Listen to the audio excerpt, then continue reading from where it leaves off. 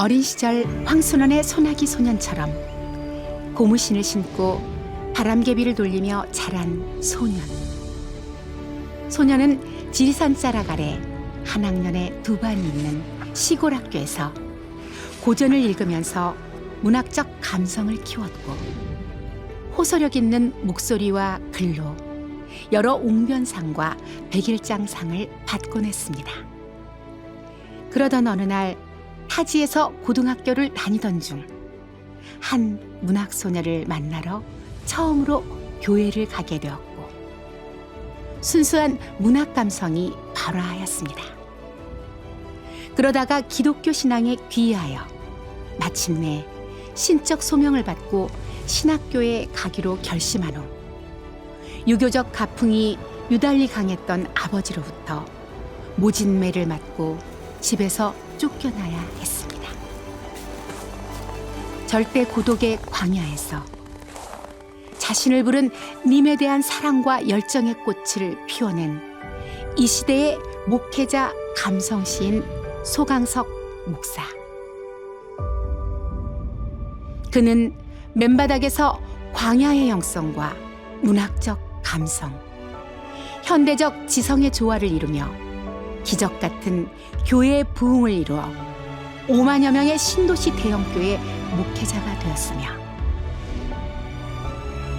예장합동 총회장, 한교총 대표회장을 역임하며 한국교회 대표 지도자로 교계적 사회적 리더십의 한 중심에 서게 되었습니다. 1994년 월간 문해사조로 시인으로 등단한 이후에 중앙일간지와 교계 언론에 에세이와 칼럼을 쓰면서 오피니언 리더로 주목받고 있으며 다시 별해는 밤을 통하여 윤동주 문학상을, 어느 모자의 초상으로 천상병 문학대상을 수상하며 교회의 담을 넘어 문단의 중견 시인으로 자리매김하게 되었습니다. 특별히 사랑과 평화의 시의 지평을 연 공로를 인정받아 당국대학교 명예문학박사 학위를 수여받았고 50여 권의 저서와 13권의 시집을 출간하였습니다. 13번째 시집인 너라는 계절이 내게 왔다는 시로 그려낸 봄, 여름, 가을, 그리고 겨울의 아름다운 4개의 서정을 보여주며 목회자로서 새로운 감성시 세계에 지평을 열었다는 평가를 받고 있습니다. 얼어붙은 겨울왕국 같은 세상에 꽃처럼 햇살처럼 별빛처럼 다가온 선물 같은 시집, 너라는 계절이 내게 왔다.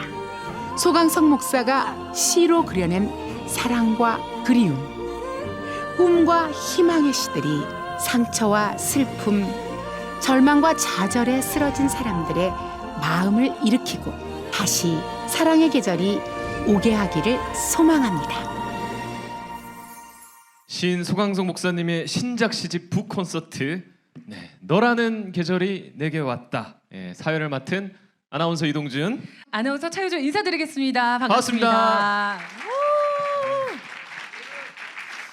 야, 분위기가 제가 출판 기념 행사를 여러 번 이제 봐왔는데 굉장히 많은 게 지금 준비되어 있습니다. 영상부터가 지금 화려한데 여러분 오늘 갈 때 이제 마음이 촉촉해지시리라 비와 함께 그런 기대를 한번 해봅니다.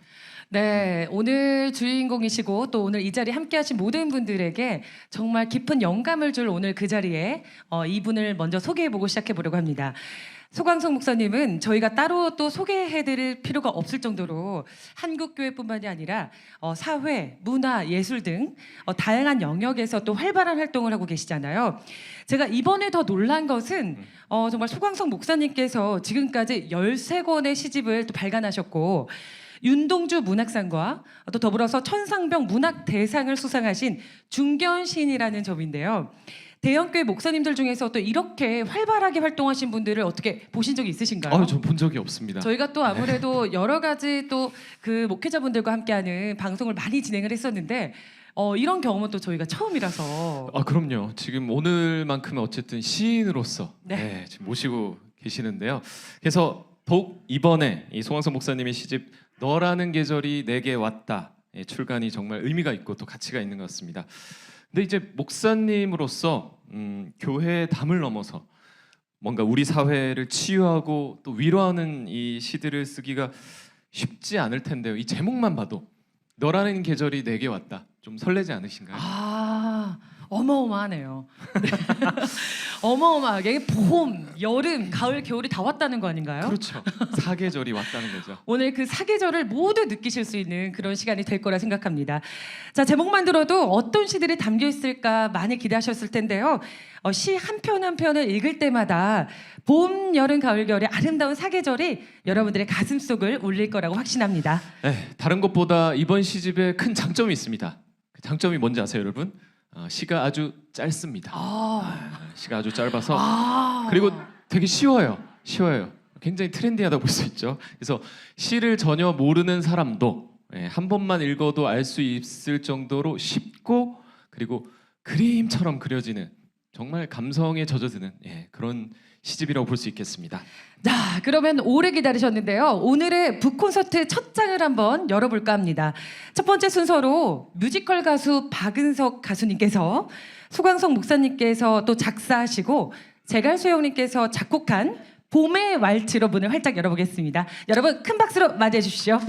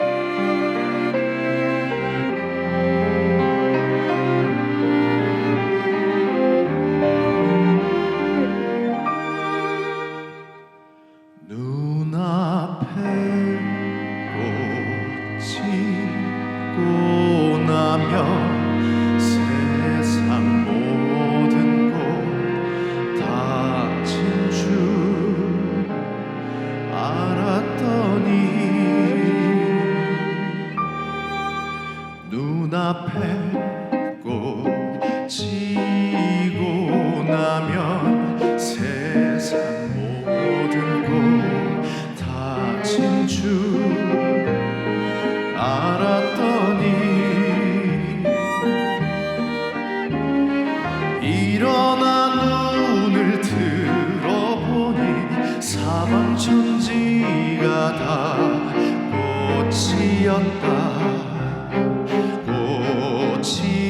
꽃이었다 꽃 한 송이 졌다고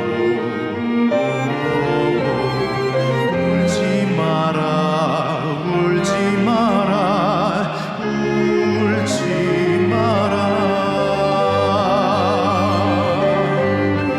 눈 한 번만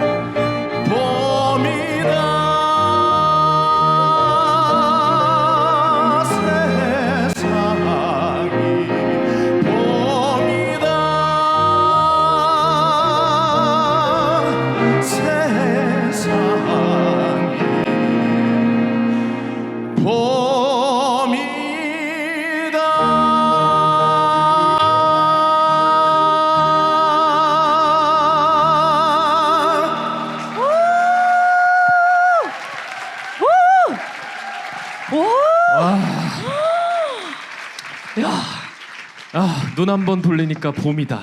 아 정말 이 아름다운 어떤 봄의 그 이미지와 향연이 눈앞에 그려졌는데 와 저렇게 멋진 그 하모니와 함께 들으니까 와 어떠셨나요? 정말 이 진짜 이제 닭살이 지금 얼굴에. 맞아요. 네. 내가 왜 이러냐면 네네. 지금 박은선님이 예. 그 뮤지컬 드라큘라 주인공이시거든요. 오. 예, 지금 약간 물린 것처럼 네. 그 닭살이 첫 순서부터 이러면 어떡해요? 네 오늘 그래서 정말 잘 오셨다고 저는 말씀드리고 싶습니다. 그러니까 이제 봄 했거든요. 봄 이제 나왔어요. 네, 기대를 해주시기 어마어마하네요. 바라겠습니다. 네, 정말 여러분 이 봄의 아름다운 감동을 많이 느끼셨을 것 같습니다. 자 이번엔 또 어떤 시간인지 바로 이어가 볼까요?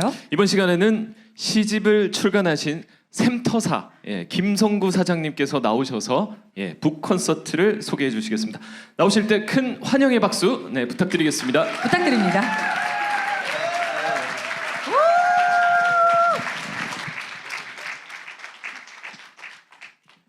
감사합니다. 소개해 주신 대로 저는 샘터사의 김성구 사장입니다. 샘터는 53년째 지금 잡지 그다음에 또 단행본 어린이 책까지 그렇게 만들고 있는 출판사입니다.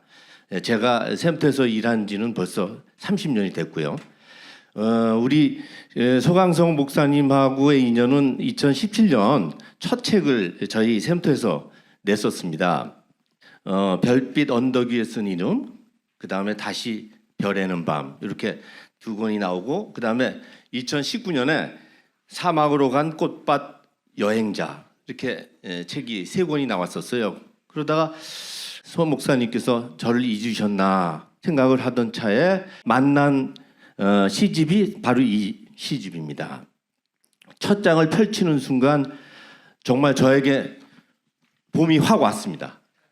그 전에 제가 냈던 시집 그리고 또 간혹 읽었던 그 시하고 완전히 차원이 달라요. 그래서 어느새 이렇게 우리 소 목사님께서 어마어마한 시인이 되셨나 이렇게 속으로 놀랄 정도로 그러시면서 그 약간 여운을 남기시는 게 이거 다른 데서 지금 내려고 그러는데 그러시더라고요. 그래서 한마디로 손님 끄시는 거예요. 그래서 안 됩니다. 이건 무조건 샘터에서 내야 됩니다. 정말 감사한 마음이 들고요. 그리고 그 전에 냈던 책들이 일반 사람들에게만 전달된 게 아니고요. 문화관광부 추천도서도 됐고요. 책 자체, 글 자체에 그만한 각광을 받은 글이었거든요. 그런데 이번에 저 책을 내면서 우리 목사님께 이번에 낼 때는 한번 우리 작심해서 베스트를 한번 올려보자 말씀을 드렸어요. 그랬더니 흔쾌히 또 이렇게 말씀을 해주시더라고요. 그렇게 한번 해봅시다. 그러려면 북 콘서트도 해야 되고 그 다음에 베스트 진입하기 위해서는 교보나 대형 서점에 제가 열심히 홍보도 하고 직접 나가가지고 판매도 할 테니까 그거는 걱정하지 마시고 북 콘서트는 하여튼 힘차게 해봅시다. 이렇게 해서 오늘 이 자리가 성사가 된 겁니다. 그게 제가 근데 제가 와서 이렇게 보니까 처음 사실은 소박하게 시 분야에서만 베스트 진입 혹은 베스트셀러가 되면 좋겠다 이런 생각을 솔직히 했었어요. 그런데 여기 와서 보니 종합 베스트 1위가 될 것 같아요. 와, 막 그냥 가슴이 두근두근거리기도 하고 뭐 힘이 막 쏟아지네요. 이번 그 북 콘서트를 지나고 나면은 소광성 목사님의 이 시집이 베스트셀러가 됐는지를 다 확인해 봐 주시길 바랍니다. 감사합니다.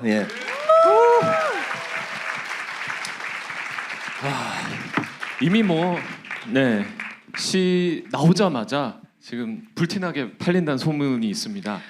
그러니까요. 이 샘터사 우리 김성구 사장님께서 시작 전에 할 얘기가 없으니 자기는 짧게 얘기하고 들어가겠다 하셨는데 이 모든 배경을 얘기해 주시니까 와, 더 의미가 느껴지는 네. 그런 스토리 너무너무 잘 들었습니다. 아주 진솔한 네. 스토리. 네, 좋습니다. 저는 이제 다음으로 또 한번 여러분 넘어가야죠. 네. 견인해 드릴 텐데 여러분께도 한번 여쭤보고 싶습니다. 여러분은 이 4계절 중에 어떤 계절을 가장 좋아하시나요? 뭐 또 여기서 봄, 여기서 또 가을이다. 이동준 아나운서는 어떤 계절을 또 좋아하시나요? 네? 저요? 네. 저는 너라는 계절이요. 네. 저는 근데 제가 이분과 정말. 10년 넘게 살고 있는데 뭐 굉장히 계절이 너무 자주 바뀌고 바람 잘 날이 없습니다. 네. 그래서 스펙타클하고 되게 좋아요. 예. 네. 저는 그렇습니다. 원래 계절을 다 타요. 네, 봄이면 봄대로 타고 미치겠어요, 아주 여름이면 여름이면 타고. 그래서 제가 오늘 이렇게 사회를 볼 수 있는 거 아니겠습니까? 다행입니다. 네, 계절을 타는 자만 사회를 볼 수가 있습니다. 자, 이번에는요, 아름다운 사계 풍경을 한 폭의 수채화처럼 시로 그렸다는 것인데, 봄, 여름, 가을, 겨울의 풍경 속에 담긴 애틋한 사랑과 그리움, 꿈과 희망을 발견할 수 있었습니다. 그러면 이제 직접 시를 들어보는 시간을 갖도록 하겠는데요. 네, 봄의 3번과 또 네. 봄의 7번, 세이den교회 성수연님께서 첫 번째 순서로 봄 3, 봄 7, 네, 세이den교회 성수연님께 낭송해 주실 텐데요. 준비되셨죠? 함께 만나보시죠.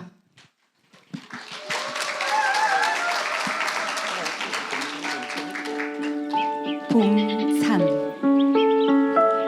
봄이 대문을 지키는 사람도 없는데 담을 넘어온다. 방문을 잠그지도 않았는데 막금이 열린 창문 틈을 밀고 들어온다. 누구 하나 감시하는 사람도 없는데 살금 이불 속으로 기어 들어와 잠든 가슴 위에 꽃 한 송이 안겨주고 다시 담을 넘어 도망간다.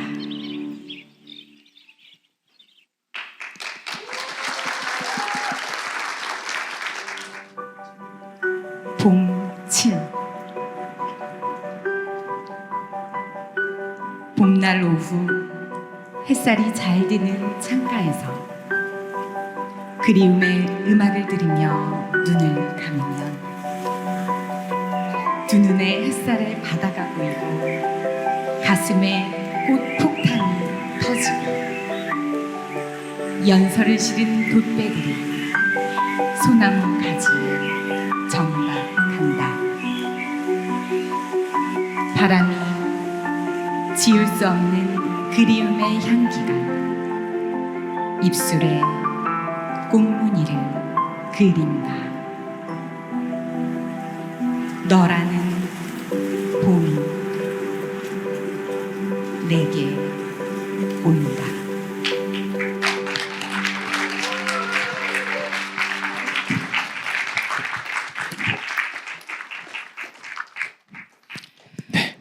계속해서 낭송해 주시겠습니다. 이번에는 여름 2, 여름 8을 배우 김예령님께서 낭송해 주시겠습니다.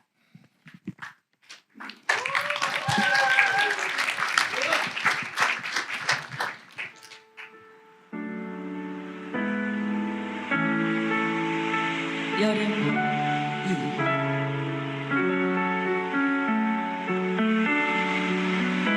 2. 여름 새벽바다 모래사장에 글씨를 써놓았더니 파도가 올라왔다 이렇게 내려간다.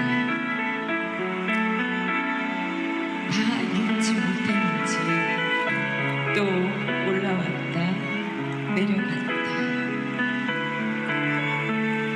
읽어도 무슨 말인지 모르겠는지 또 올라왔다 내려갔다 하며 읽고 또 읽는다. 파도가 내가 쓴 글씨를 지워놓고 어디에 있는지 아버지 찾고 가.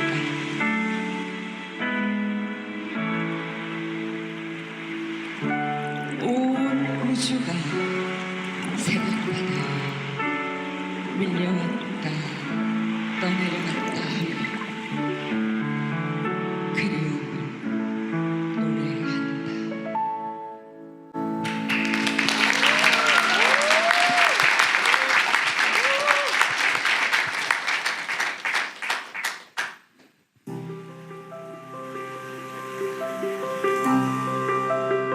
여름 밤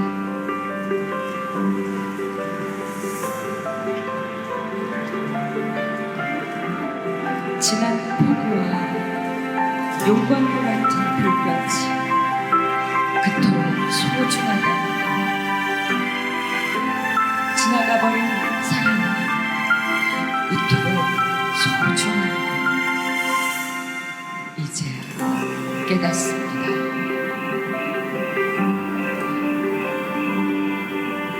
금방의 사과보다 더 단맛을 만드는 너라는 사랑의 계절. 왜 몰랐을까? 매미와 풀벌레들이 그토록 지난 여름을 위대하다고 노래를 했을 때 왜 난 알지 못했을까?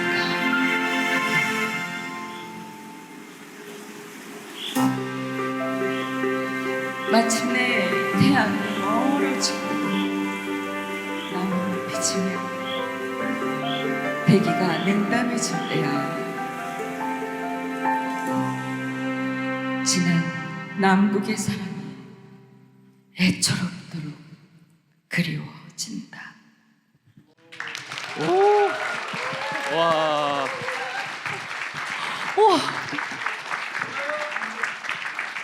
벌써 그리워집니다.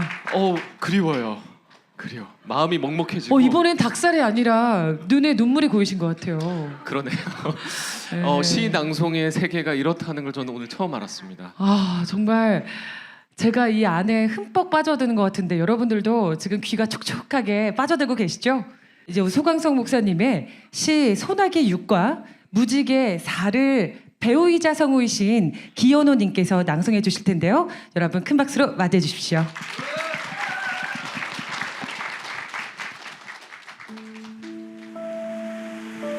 소나기 6 소나기 내리는 저녁 당신을 향한 기다림의 향기는 은은한 전등 불빛 아래서 노란 꽃을 피웠다. 비에 젖었던 건 우산이 아니라 우산 아래 서 있었던 텅 빈 그리움이었다. 달빛이 부서지는 회색 도시의 어두운 골목에서 헤어지기 싫은 별들이 서로의 눈빛을 바라보며 작별 인사를 나누고 있었다. 사랑하는 이를 기다리다 비에 젖은 눈동자는 아름답다.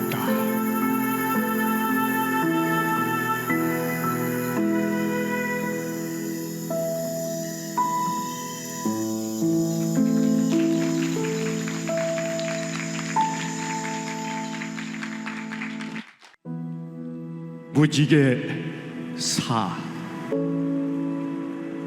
늦은 밤까지 시가 오지 않는 날은 한 마리 진홍 가슴새가 되어 가시나무 숲으로 날아간다. 명시인들의 시집을 봐도 도무지 시는 찾아오질 않고 대신 붉은 코피만 쏟아져 하얀 종이 위에 빗방울이 번져간다. 나도 모르게 잠들었다. 마침내 일어나 보니 마침내 시가 찾아와 있었다.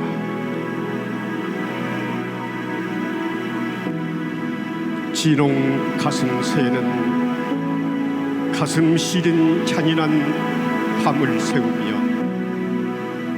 달과 태양이 만나 황홀하게 피워낸 아침 무지개의 시를 가져온 것이다.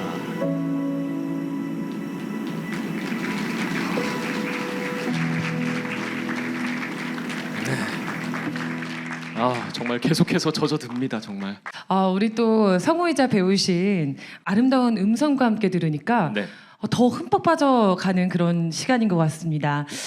이번에는요, 가을사와 가을칠에 세den교회 박승혁 목사님께서 낭송해 주실 텐데요. 들리는 소문에 의하면 MBC 아나운서에 지망을 하셨다가 안타깝게 떨어지셔가지고 정말 안타깝게도 그러나 그때 합격했더라면 지금 이 무대에 또 우리 세den교회에 그렇지. 뵙지 못했을 것 같은데 다행입니다. 예. 네, 자 여러분 준비되셨는데요. 여러분 큰 박수로 함께 낭독 들어보시죠.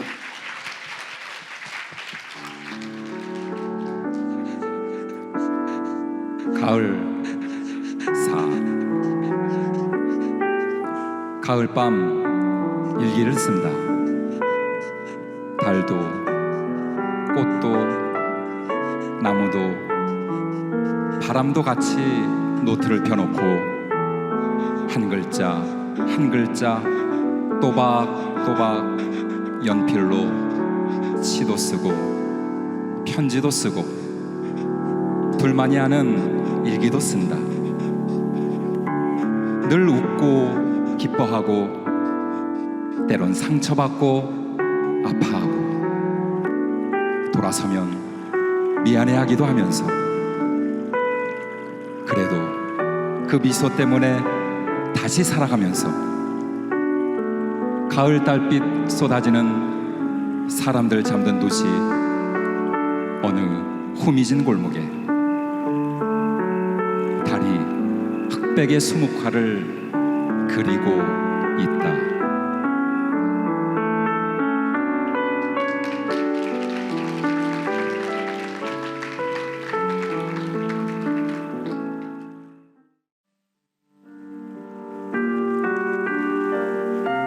가을 7 가을 산에 올라 깊은 숲속 나무 의자에 앉아서 나무들을 보고 있는데 갑자기 세찬 소나기가 내렸다. 어서 산을 내려가야겠다는 생각보다는 우산도 없이 그 모든 빗줄기를 온몸으로 맞고 싶었다. 머리부터 발끝까지 더 이상 젖을 수 없을 때까지 온몸이 흠뻑 젖고 싶었다. 비가 되고 바람이 되고 구름이 되어 온 산을 정처 없이 떠돌고 싶었다. 비 내리는 숲속에서 길을 잃은 채 너를 찾아 걷고 또 걷고 싶었다.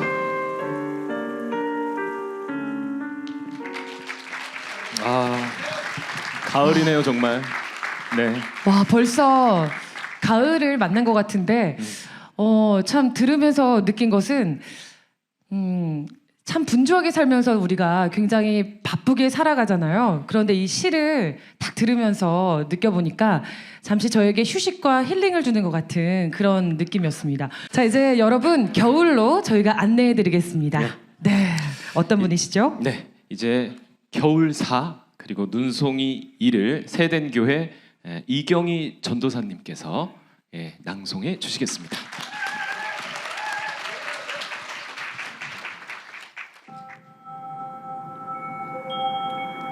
겨울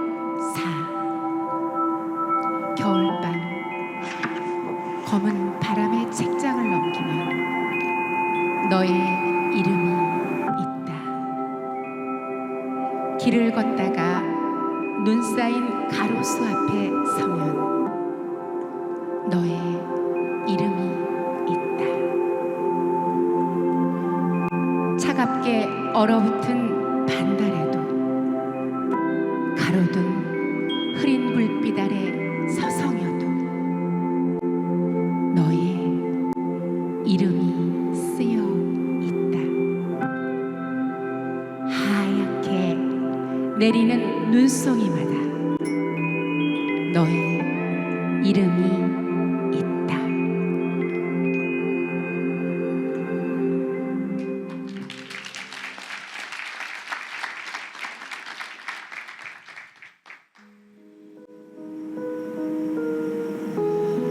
눈송이 2. 겨울 눈송이는 저녁 강물 위에 소리 없이 내려 불빛을 밝혔다. 갈 때는 바람 소리를 들으며 늦은 일기를 썼고 차가운 나무 의자엔 마른 나뭇잎 하나 취한 노숙자처럼 쓰러져 있었다.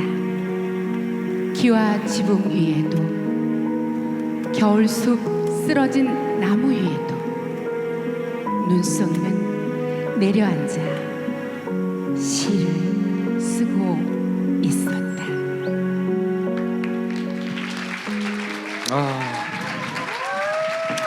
이경희 전도사님께서 겨울 아이라고 말씀해 주셨습니다. 겨울에 태어나서 겨울을 진짜 제일 좋아하신다고 하셨는데 정말 겨울에 딱 맞는 목소리이신 것 같습니다.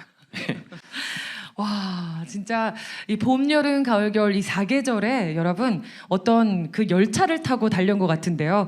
자, 이번에는 여러분에게 또 다른 어떤 선물의 무대가 준비되어 있습니다. 어떤 시간이죠? 네, 다음은 소강석 목사님의 시 무지개를 제갈소영님께서 작곡한 오시리를 소프라노 임경애 교수의 노래로 들어보겠습니다. 큰 박수 부탁드리겠습니다.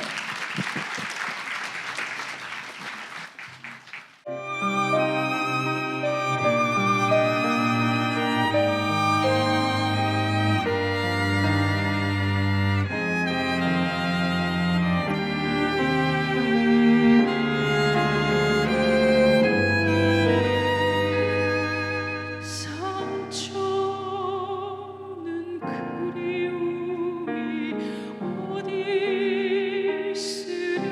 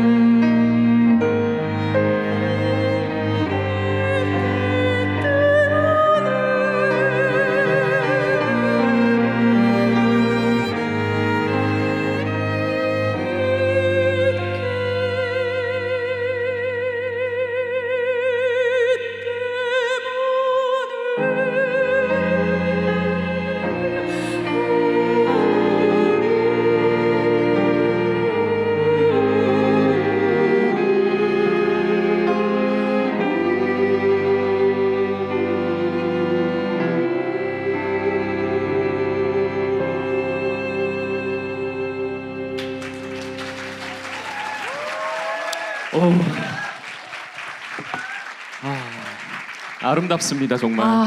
진짜 저만 그런 게 아니고 우리가 한마음 한뜻으로 같이 이렇게 연결됨을 느끼고 있다는 게 느껴져서 너무 좋은 것 같아요. 오늘 비가 와서 그런가요? 왜 이렇게 젖는 것 같아요. 진짜 너무 젖었어요.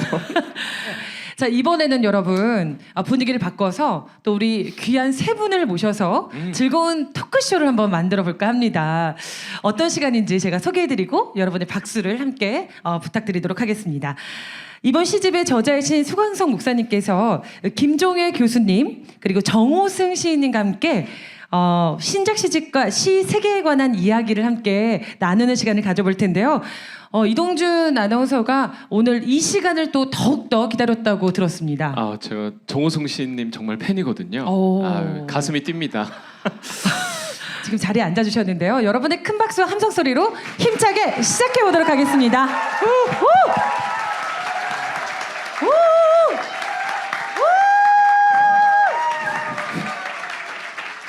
여러분 안녕하세요. 김종회입니다.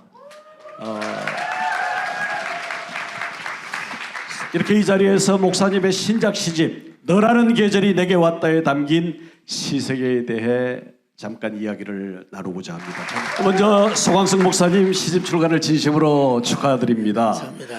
이번 시집을 어떤 마음으로 준비를 하셨고 또 어떤 이야기를 담고 싶으셨는지에 대해서 좀 말씀을 해주시지요.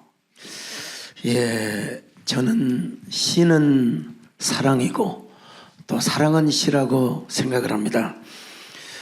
얼마나 전문성이 있느냐 없느냐의 차이일 뿐이지 누군가를 사랑하고 또 사랑의 대상이 있는 사람은 다 시인이라고 생각을 합니다.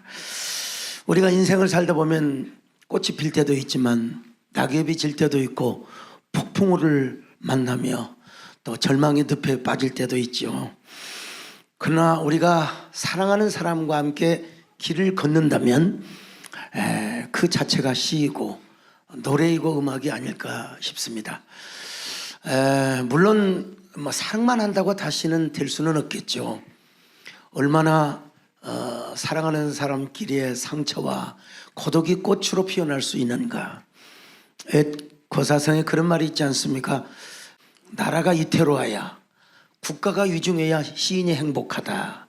뭐 그렇다고 해서 국가가 위중해야 할 필요는 없지 않습니까? 우리 시인이 스스로 자기만의 고독과 고통 속에서 또 고통의 산실에서 얼마나 외로움을 갖고 그것을 사랑의 꽃으로 피워내는가. 그래서 오늘 이런 너라는 사랑의 계절이 왔다를 잡고 간결하게 사랑의 꽃을 한번 피워봤습니다. 네.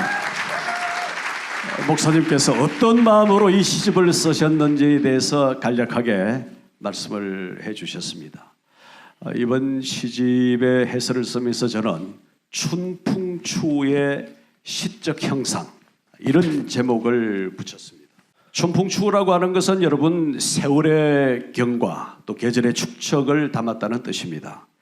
한국 문학의 여러 면모 가운데 가장 취약한 점이 무엇일까 하는 것은 제가 오랫동안 문학 연구를 하면서 늘 생각해 왔습니다만 사상성의 부재라고 하는 것이 아닐까. 그런데 이번 시집처럼 기독교 사상을 전면에 내세우지 않고서도 그 사상을 바탕에 깔고 있다면 이 대목을 현저하게 개선할 수가 있다고 생각합니다. 그리고 이 시집은 순정한 감성과 시어의 절제를 통해서 짧습니다. 짧기가 쉽지 않아요. 긴 게 오히려 쉽습니다. 그 절제를 통해서 계절을 노래하면서 사유, 생각의 깊이를 더한 시집이다. 저는 그렇게 보았습니다. 그런 까닭으로 저는 이 시집이 그동안 소 목사님의 시세계에 비추어서 한 걸음 더 나아가고 한 등급 더 올라선 성과를 보였다고 평가합니다. 정호성 시인님 이번 시집뿐만 아니라 다른 소 목사님 시집에도 표사를 써주신 걸로 알고 있는데요. 그동안 지켜봐 오신 소 목사님 시세계에 대해서 잠깐 말씀해 주십시오. 저는 오늘 이 자리에서 우리 인생도 계절이 있잖아요. 우리 각자 자기 인생의 계절을 가지고 살고 있는데 또 하나의 계절이 있다는 걸 오늘 이 자리에서 비로소 알게 되었습니다. 너라는 계절. 아, 맞아. 그런 계절이 있구나. 예.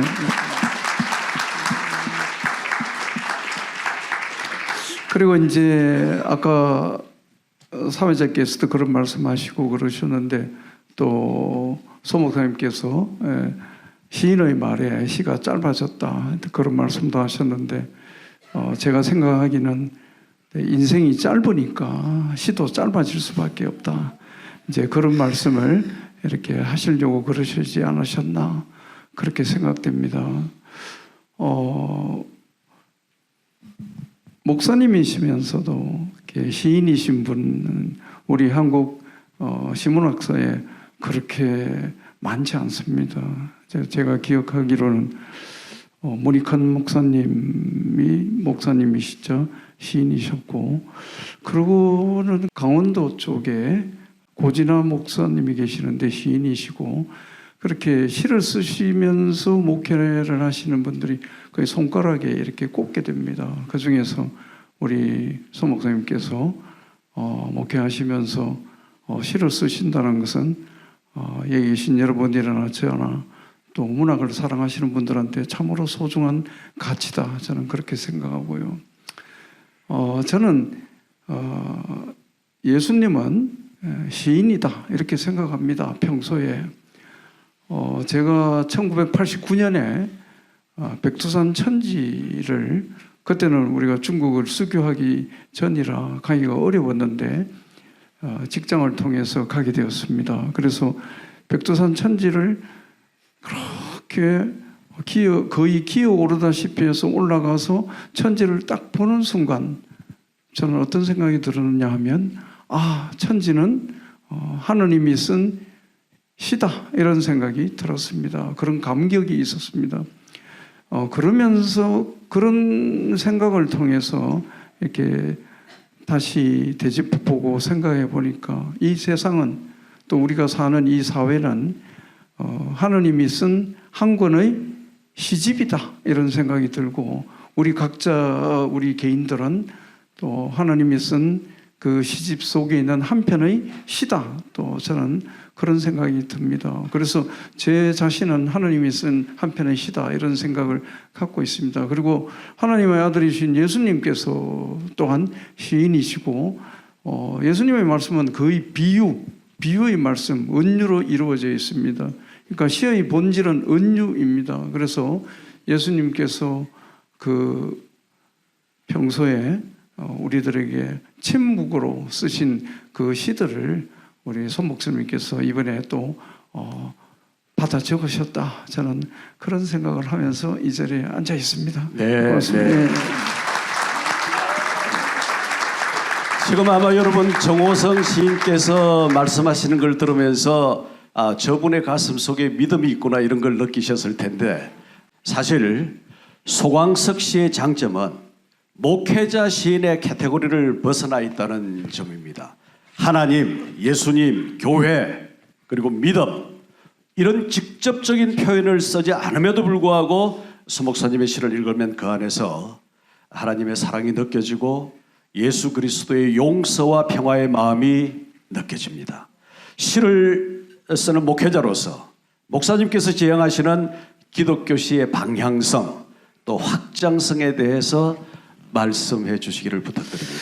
예, 저는 모든 목회자는 시인이라고 생각합니다. 왜냐하면 성서 자체가 시적으로 은율 있게 기록되었고요.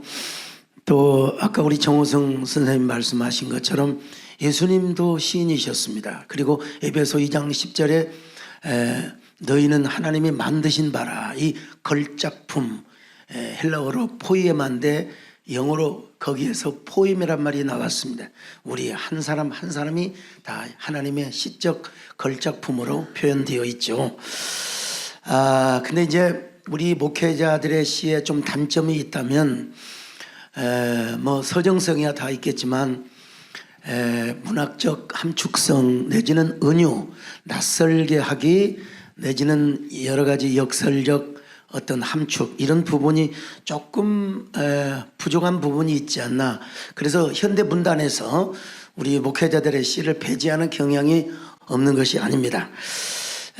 그래서 저는 어떻게 하면은 목회자이면서 은유적 함축을 잘 이미지화 형상화시킬 것인가를 고민하면서 문학적 기족성에도 합류를 하려고 노력을 하였습니다. 꼭 예수님을 이야기해야 예수님이 아니고 또 하나님을 이야기해야 하나님이 아닙니다. 아까 우리 정호성 시인께서 말씀하신 것처럼 그 안에 모든 것이 다 들어있지 않겠습니까? 어쨌든 부족한 시이지만 겨울왕국 같이 얼어붙은 이 사회에 따뜻한 불빛이 되고 희망의 등불이 되었으면 좋겠습니다. 네, 감사합니다. 네, 여러분 이점에서 우리 다 함께 다시 한번 크게 박수 한번 더 해보겠습니다. 예, 감사합니다. 여러분 우리가 원래는 와일러 감독이 만든 벤허라고 하는 영화를 알고 있습니다. 이번에 새로 만든 것 말고 옛날 것. 거기 예수님이 여러 장면에 등장하는데 단 한 번도 예수님의 얼굴을 보여주지 않습니다. 흰 옷자락이 늘어진 뒷모습을 보여주는데 그러나 그 모습이 훨씬 더 성스럽고 은혜롭습니다. 아마 목사님께서 종교적인 색채를 전면에 내세우지 않고 시를 쓰시는 것이 그와 같은 숨겨둠 또 의미 깊음 이런 효과를 가져오는 것이 아닐까 이런 생각을 해봅니다. 이제 이 정호성 시인께 여쭙겠습니다. 정호성 시인님의 시는 첫눈처럼 또 겨울밤에 소복소복 내리는 흰눈처럼 따뜻하게 느껴집니다. 사람이 따뜻해서 그렇겠죠. 네, 여간에서는 따라갈 수 없는 대기권 밖의 감성 언어들이라고 경탄할 때가 많습니다. 정말 사람들의 마음을 위로하고 희망을 주는 감성시. 이런 시를 그동안에 써오신 우리 정호성 시인님의 시 창작 비결이 있지 않을까. 어쩌면 여러분 산업 비밀인지도 모릅니다. 그런 시들을 쓰기 위해서 우리 시인님은 어떤 노력을 특별히 따로 하시는지요? 우리 소 목사님한테 그런 질문을 하셔야 되지 않을까라고 생각되는데 저한테는 이렇게 어려운 질문입니다. 근데 시의 비밀은 인생의 비밀과 같다. 저는 그렇게 생각합니다. 인생에는 많은 비밀이 있죠. 근데 가장 제가 생각하는 인생의 비밀은 출생입니다. 태어나는 것입니다. 그리고 탄생과 사랑과 죽음입니다. 저는 그 세 가지를 인생의 비밀이라고 생각하는데 시의 비밀도 그러한 비밀을 똑같이 지니고 있다. 그래서 저는 그 시는 어디에 있느냐? 우리의 삶 속에 있다 이렇게 생각합니다. 그리고 삶을 이루는 우리 각자 한 개인들, 우리 인간의 삶 속에 있다라고 생각합니다. 사실은 시는 어디에 있느냐? 모든 인간에게 있다 이렇게 생각되고요. 모든 인간에게서 시를 본다 이렇게 생각합니다. 그리고 이제 소 목사님께서 아까 모두에서 말씀하실 때 사랑의 마음을 이야기하셨어요. 그래서 사랑의 마음이 없으면 시를 쓸 수가 없습니다. 인간과 자연과 사물에 대한 사랑의 마음이 없으면 시는 결코 쓸 수 없다. 그래서 어떤 의미에서 시를 쓰는 사람들은 다른 사람과 마찬가지로 아니면 다른 사람보다 조금 더 많이 1% 정도 더 많이 사랑이 있는 사람들이 아닐까 이런 생각을 그냥 저 혼자 해보기도 합니다. 네, 예, 네. 그렇습니다. 여러분 지금 말씀하시는 걸 들으니까 왜 정호성의 시가 따뜻하고 감동적인지 좀 이해가 되시죠? 예. 앞으로도 우리에게 많은 좋은 시를 보여줌으로써 이 새로운 기운을 얻게 해주기를 바라는 마음으로 한 번 더 크게 박수 보내주시기 바랍니다. 자, 여러분 더 많은 고개를 듣고 싶지만 시간 관계상 마지막 질문을 드리겠습니다. 저자이신 우리 소 목사님께서는 이번 시집에서 가장 애착이 가는 작품 하나를 골라서 그 시를 좀 읽어주시면 좋겠습니다. 그리고 그 이유를 설명해 주시면 여기에 있는 우리들과 독자들이 시를 이해하고 향유하는데 도움이 되지 않을까 합니다. 모든 시가 제 살과 피와 같습니다. 그렇지만 대부분의 시가 낭송이 되었고요. 샘터사에서 추천하고 또 광고하는 그 시가 있더라고요. 이 시가 다시 새롭게 제 안에서 떠올랐습니다. 겨울 5번째입니다. 여러분 54페이지입니다. 시집을 열어봐 주셔도 좋습니다. 눈 내리는 아침 산에 갔더니 눈송이 행성들이 마구 날아와 부딪히는데 하나도 아프지 않는 그 수많은 충돌, 내가 이름도 모르고 스쳐 지나간 그 모든 얼굴들, 알아도 차마 이름 부르지 못한 그리운 뒷모습들, 별 하나 뜨지 않는 밤하늘에 별 하나 떠 있다면 그건 아마 내 가슴 속에 들어와 잠든 너의 이름이겠지. 사람들은 보지 못해도 내 눈에만 보이지. 너의 얼굴이겠지. 네, 여러분 크게 박수 보내주십시오. 저는 첫눈이 내리면 무조건 눈물을 흘리든 웃든 합니다. 그리고 눈이 쌓이는 날은 밤이건 낮이건 외투를 입고 산행을 합니다. 남들이 한 번도 찍지 않는 발자국을 제가 먼저 찍으면서 그때 눈보라치는 밤, 눈이 그렇게 내리는데 눈송이가 하나도 아프지 않게 느껴지게 되고요. 그리고 그 내리는 눈송이들이 어쩌면 그렇게 부드럽고 다정한 옛날에 지나쳤던 사람이든 지금 기억나는 이름이든 과거에 나와 함께 상처의 관계가 되었던 사람들이건 그 인연들이 제 가슴을 문지르고 또 제 머릿속을 스쳐가게 됩니다. 그리고 그 인연들과 지나간 사랑들이 제 안에서 눈물이 되고 그리고 꽃이 되고 또 사랑이 되죠. 그런 마음으로 제가 이 겨울 5번째 시를 썼습니다. 네. 지금 말씀을 듣고 보니까 우리가 그냥 한 권의 시집을 눈앞에 놓고 있는 것이 아니라 지금 13권에 이르도록 그 시 세계를 구축해 온 목회자 시인 한 분의 시의 전체적인 이 포맷을 함께 보고 있습니다. 네, 아까 우리 정호성 시인께서 말씀하신 것처럼 하나님도 시인이시고 예수님도 시인이시고 그리고 그와 같은 마음을 품고 있다면 우리 모두 시인이고 우리 모두 소강석 씨의 애독자입니다. 자, 여러분 이 정호성 시인께 여쭙습니다. 이번 시집에서 가장 좋은 시 한 편과 그 이유를 설명을 해 주시고 좀 읽어 주실 수 있으실지요? 가장 좋은 시라고 이렇게 말씀하셔서 그것보다는 그냥 제가 이렇게 선택해서 낭독하고 싶은 시는 120쪽에 있는 너에게 가는 길입니다. 제가 낭독하겠습니다. 오늘도 나는 너에게 간다. 그러나 너는 나를 모른다. 너에게 가는 나만이 아는 길을 걸으며 너는 모르는 나만의 기억을 떠올린다.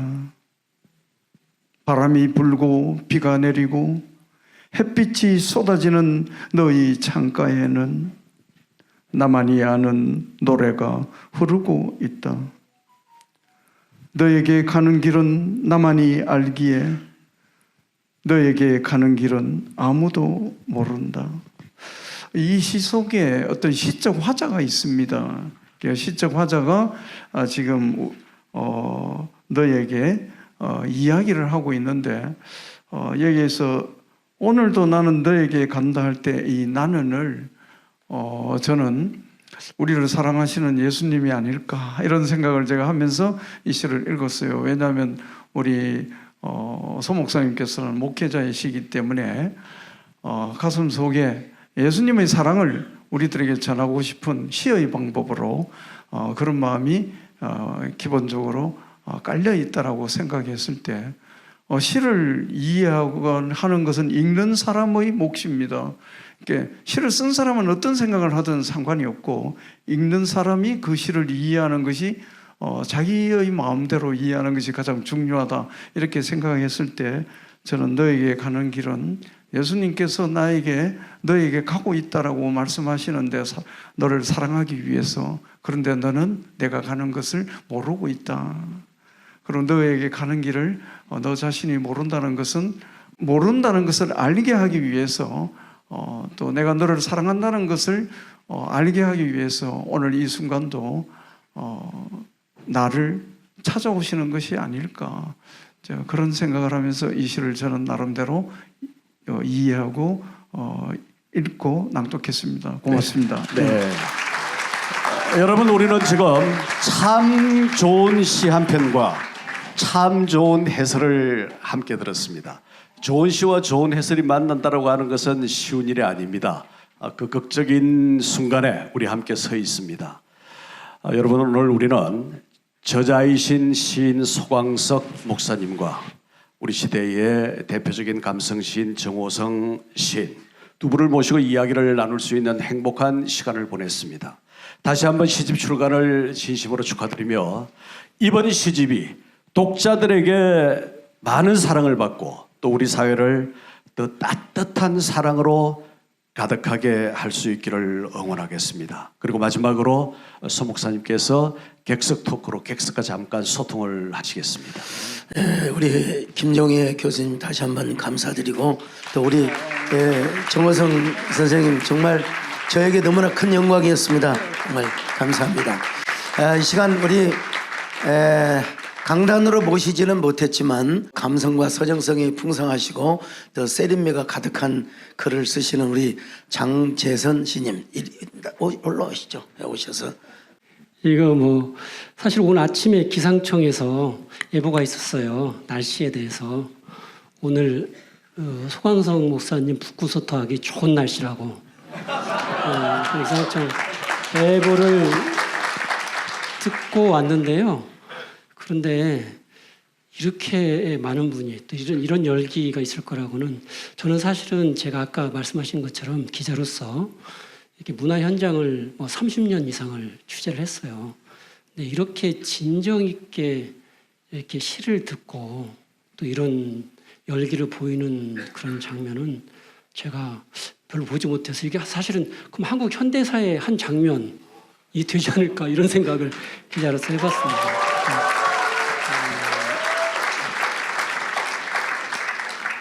특히 지금은 사실은 문학 장르, 특히 시는 우리들하고 굉장히 멀어져 있어요. 또 세상이 너무 복잡해지고 여러 가지 신경 쓸 일이 많아져서 그런 건데 시 예술이 사람들로부터 멀어진 시대에 또 그리고 이 말이 얼마나 거칠어졌어요. 자극적이고 그것만이 팔리는 세상에 이 순정하게 이 영혼에 특히 신앙을 담아서 사랑을 담아서 권위를 담아서 위로의 말을 담아서 굉장한 품격으로 이렇게 해낼 수 있는 목사 시인님이 계시다는 게 정말 저한테도 큰 위로가 됩니다. 시집을 읽다가 엄청 접었어요. 엄청 접고 제가 이제 광화문 글판 이런 글판 선정위원이거든요. 근데 그걸 선정을 하고 추천할 때마다 골머리를 썩어요. 사람들이 좋아하고 정말 사랑할 수 있는 걸 해야 되는데 이제 엄청 접어놨기 때문에 당분간 한 2년간은 고민 안 해도 되겠어요.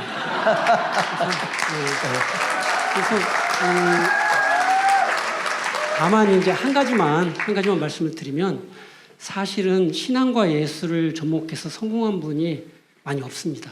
아까 정우성 선생님께서 말씀하셨지만은 그런 분도 드물 뿐더러 또 예술가가 누구누구라고 얘기할 수 있는 분들이 뻔히 다 드러나 있는데요. 큰 예술가도 신앙을 접목시켜서 뭘 해보려고 그랬는데 실패한 경우가 너무 많습니다. 그런 점에서 본인이 굉장히 진정성이 있어야 되고 신앙에 대해서 또 하나는 그 예술이라는 특히 지금 언어 예술을 하시니까 언어 예술에 대한 어느 정도의 경지에 도달해야 된다고 생각을 하거든요. 근데 그걸 조화시키기라는 거는 정말 힘든 일입니다. 가기 어려운 길이에요. 근데 아까 정호성 선생님, 김종희 선생님, 그리고 소강성 목사님. 이 세 분이 말씀하시는 걸 들으니까 그런 경지가 한국 문학사에 올 수도 있겠구나. 왔으면 참 좋겠다. 이런 생각을 했고요.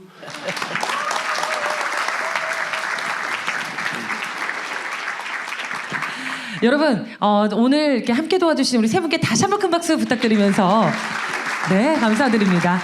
우리 또 함께 오늘 참가해주신 우리 관객 여러분과 함께 나누는 시간을 한번 잠깐 짧게 가져보도록 하겠습니다. 오늘 오신 분들이 질문을 또 적어주셨어요. 좋습니다. 제가 하나 이선주님 네. 질문. 시집 제목이 너라는 계절이 내게 왔다인데요. 목사님께서 시집에서 말씀하시는 너는 누구인가요?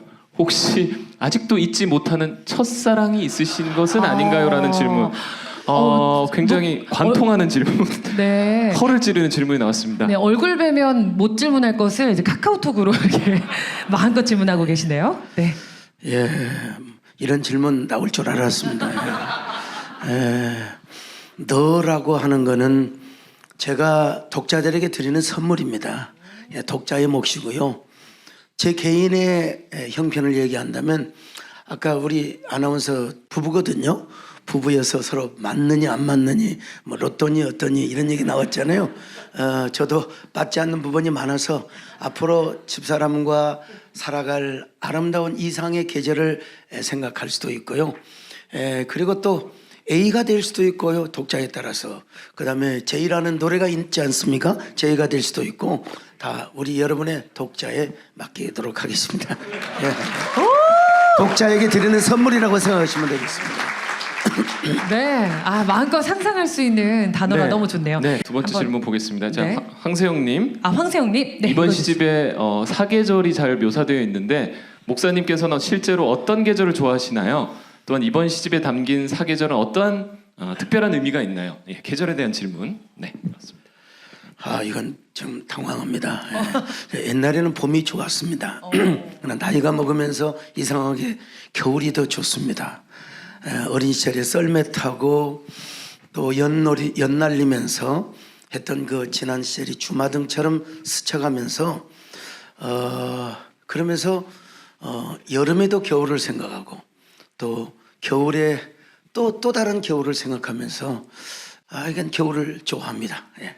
겨울을 좋아하신다고 하셨고요. 네, 시간 관계상, 마지막, 예. 한 분만 더 할까요? 그렇죠. 한 한 분만 더 읽어주시기 바라겠습니다. 네. 양미진님, 네, 목사님께서는 여러 편의 시를 쓰셨는데 심오하네요. 사람에겐 왜 시가 필요하다고 생각하시나요? 그리고 목사님께 시는 어떤 의미가 있나요? 맞아요. 예, 시가 없는 이 세상은 얼마나 삭막하고 얼마나 거친 광야처럼 느껴지겠습니까? 시가 없는 곳에 어찌 음악이 있고 사랑이 있을 수 있겠습니까? 그런 의미에서 인생이 있는 곳에는 시가 있어야 하고요. 그 시는 아마 정호승 선생님 더 잘 아시겠지만 시라고 하는 것은 어떨 때로는 길 가다가 죽을 때도 있지만 진홍 가슴새가 되도록 오지 않을 때가 있습니다. 그런데 그렇게 밤을 지새우고 고독의 시간을 흐리다 보면은 시가 찾아오죠.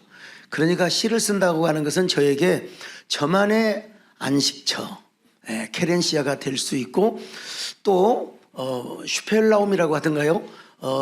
저를 저되게 만들고 제가 시를 한 편 쓰고 나면 새로운 소강석이 제 안에서 다시 태어나고 거듭나고 새로 탄생하는 듯한 이런 느낌을 가질 수 있어요. 그래서 아마 시를 쓰게 되면 정말로 행복한 자아가 될 것이고 누구도 누리지 못하는 하나님만이 주시는 그런 그 예술가로서의 깊은 어떤 행복과 기쁨이 있다고 봐야죠. 시는 저의 슈펠라움의 공간이라 저를 저에게 창조하는 하나의 그런 그 절대 고독의 창조의 시간이라 이렇게 설명하고 싶습니다.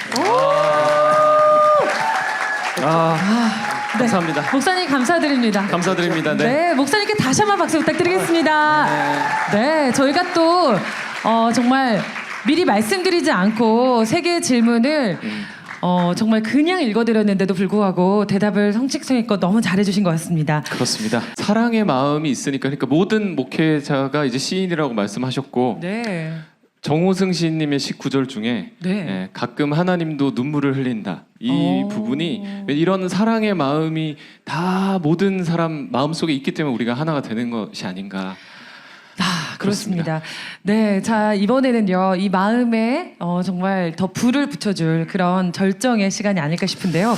제가 정말 좋아하는 곡입니다. 마지막 축하 연주로 마지막 축하 연주요. 네, 벌써 마지막에 축하 연주가 준비되어 있는데 여러분의 박수로 마지막의 공연입니다. 함께 비가 꽃잎에게 청해 듣겠습니다.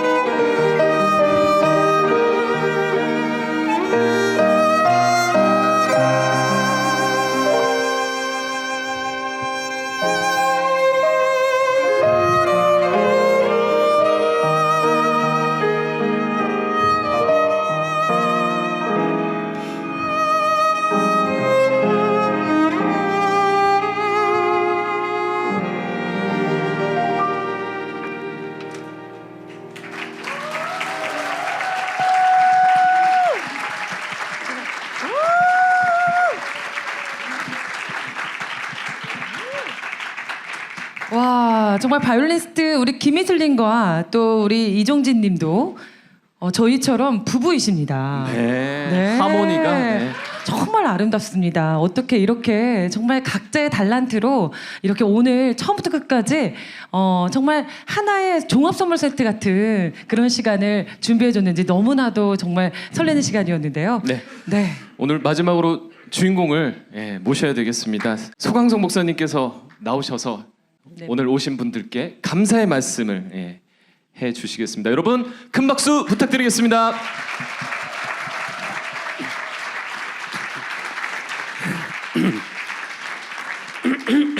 네, 다시 한번 감사를 드리고요. 저는 지금까지 한 65권의 책을 썼지만 저는 오로지 하나님의 종으로서 하나님을 높이고 예수님의 이름만 높이는데 앞장서 갔습니다.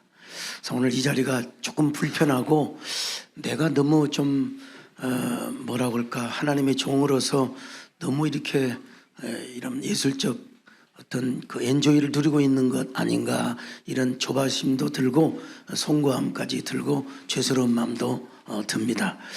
대부분 대형 서점에 가서 보면 스님들 책이라든지 타종교의 지도자들의 책은 아주 잘 깔려 있는데 일반 서점에서 목회자의 시는 항상 뒤쪽에 처진 걸 봅니다. 근데 책 낼 때마다 그렇고 이번에도 완전 뭐 베스트에 진입을 하도록 해주셨고 그리고 뭐 영풍 교보 어지간한 데 가보면 다 가판대를 만들어서 소강석 코너를 만들어 주셔서 우리 사장님 정말로 뭐라고 감사의 말씀을 드릴지 모르겠습니다.